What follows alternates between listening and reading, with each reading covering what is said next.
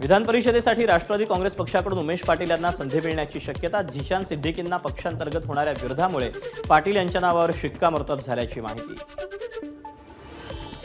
शिवसेनेकडून विधान परिषदेसाठी किरण पांडव यांना संधी देण्याची मागणी। ओबीसी चेहरा आणि शिंदेचे निकटवर्ती असल्याने पांडव यांच्या नावाची घोषणा होण्याची शक्यता। देवेंद्र फडणवीसांनी छोट्या कार्यकर्त्याला विधान परिषदेची संधी देऊन सामान्यांचा सत्कार केला। संजय केनेकर यांचं वक्तव्य। सांगलीचे खासदार विशाल पाटील यांना भाजपमध्ये येण्याची खुली ऑफर। विशाल पाटील भाजपसोबत आले तर सांगलीच्या विकासाला गती मिळेल, मंत्री चंद्रकांत पाटलांचं विधान। भाजप प्रवेशाबाबत कोणताही विचार केला नाही, खासदार विशाल पाटील यांची प्रतिक्रिया। मंत्री चंद्रकांत पाटलांना माझ्या कामाची पद्धत आवडली असेल, विशाल पाटलांचं उत्तर। पुण्यात राष्ट्रवादी काँग्रेस शरद पवार पक्षाची महत्त्वपूर्ण बैठक। महानगरपालिका निवडणुकीच्या अनुषंगाने महत्त्वपूर्ण आढावा घेण्यात आला। न्यायालयाच्या स्थगितीच्या निकालावर संशय घेणं हा मूर्खपणा। कृषी मंत्री माणिकराव कोकाटे संतापले। राजकीय षडयंत्र विरोधकांकडून सुरू असल्याचा कोकाटेंचा आरोप।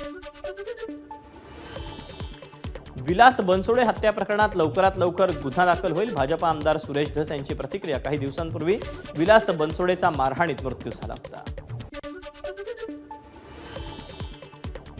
बीड जिल्ह्यातील शिक्षक धनंजय नागरगोजेंची आत्महत्या अतिशय दुःखद, खासदार सुप्रिया सुळेंची प्रतिक्रिया।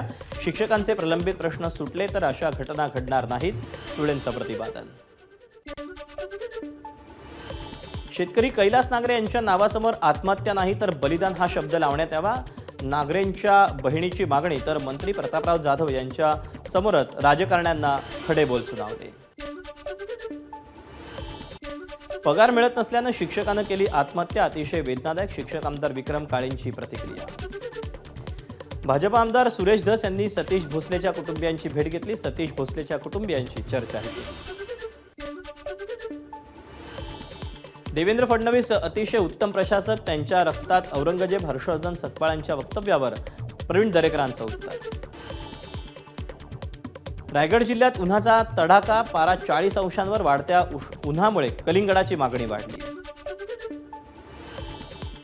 वाशिम जिल्ह्यात मार्च महिन्यातच सर्व धरणांनी तळ गाठायला सुरुवात केली। 35 लघु प्रकल्प आणि 3 मध्यम प्रकल्पात फक्त 29%च जलसाठा। एका जंगलात लागलेली आग विझवत असताना वनमजुराचा होरपळून मृत्यू। गोंदियाच्या प्रतापगड बीटमधली घटना।